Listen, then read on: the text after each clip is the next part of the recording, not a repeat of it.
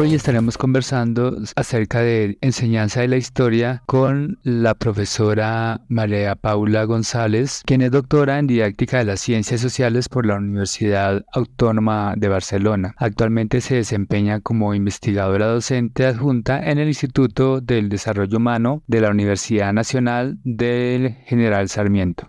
Profesora María Paula, bienvenida a los micrófonos de la U Estéreo. Háblenos un poco de su trayectoria académica y cómo nace su interés por la enseñanza de la historia. Bueno, muchas gracias por la invitación a este programa. Y bueno, respecto de mi trayectoria académica, soy graduada en Historia y hacia el final de la carrera comencé a interesarme por temas relativos a la enseñanza de la historia y busqué formarme en ese campo, y en Argentina no había ningún posgrado específico de formación, así que viajé a España y hice mi doctorado en la Universidad Autónoma de Barcelona, el doctorado en didáctica de las ciencias sociales, con la dirección de Joan Pagès. Bueno, al finalizar retorné a Argentina y me inserté en la Universidad del General Sarmiento y también como investigadora del CONICET, del Consejo Nacional de Investigaciones Científicas y Técnicas, y bueno, como profesora en grado y posgrado y como investigadora actualmente de categoría independiente. Esa es mi rápida trayectoria. Bueno, mi interés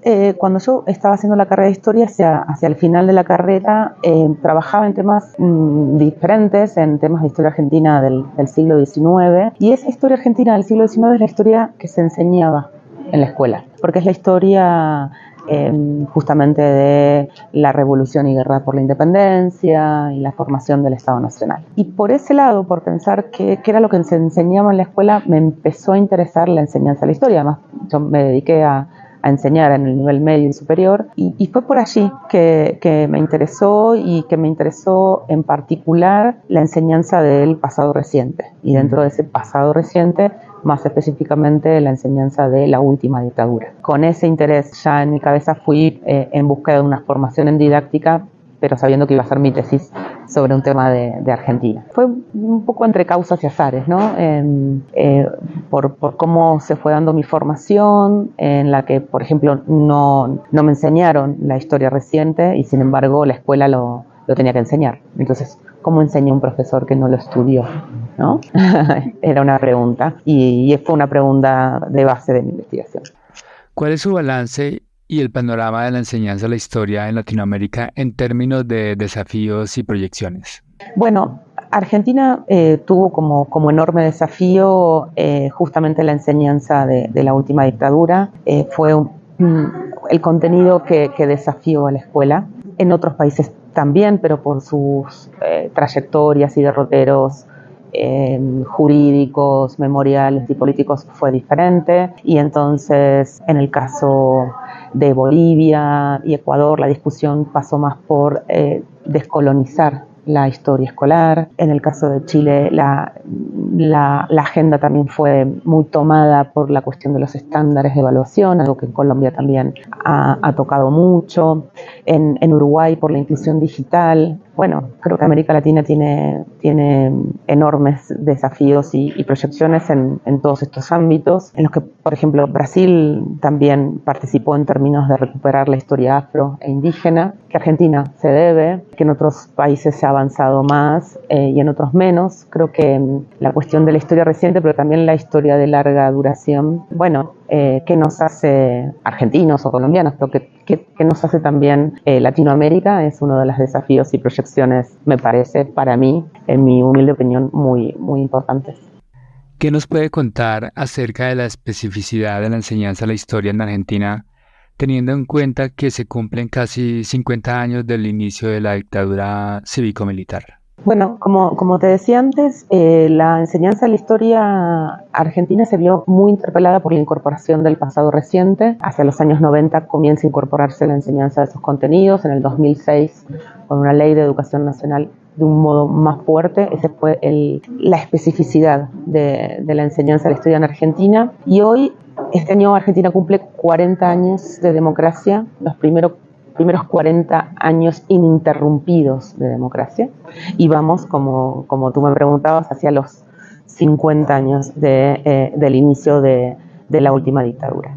Y bueno, estamos desafiados en un contexto político, social y económico muy crítico.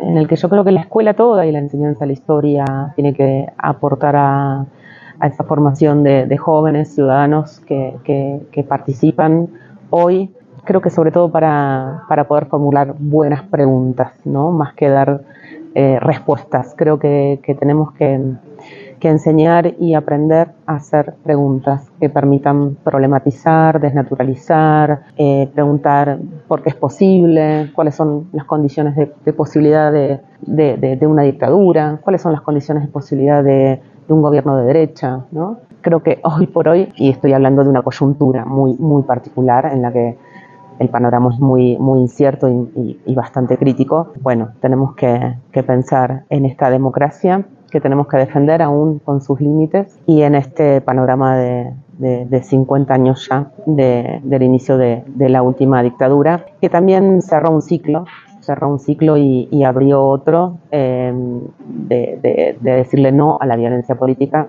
que es algo que es un consenso que quizás debamos renovar en jóvenes generaciones. ¿Qué nos puede contar de su experiencia en Colombia? ¿Es su primera vez en nuestro país? ¿Qué actividades está desarrollando en esta visita en la Universidad Distrital Francisco José de Caldas? Pues sí, es la primera vez que estoy en Colombia, la primera vez aquí en Bogotá. Estoy encantada de haber tenido esta oportunidad. Nunca había podido estar aquí, pero sí siempre seguí con mucho interés la historia de Colombia, la historia reciente de Colombia. Con mucho interés, con curiosidad e incluso por momentos con cierta angustia, ¿no? De pensar el pasado reciente colombiano. Siempre ávida de conocer, ¿no? No sé, la vida cotidiana, académica, política. Así que no me era un país ajeno, ¿no? Aunque lejano en términos geográficos, por supuesto.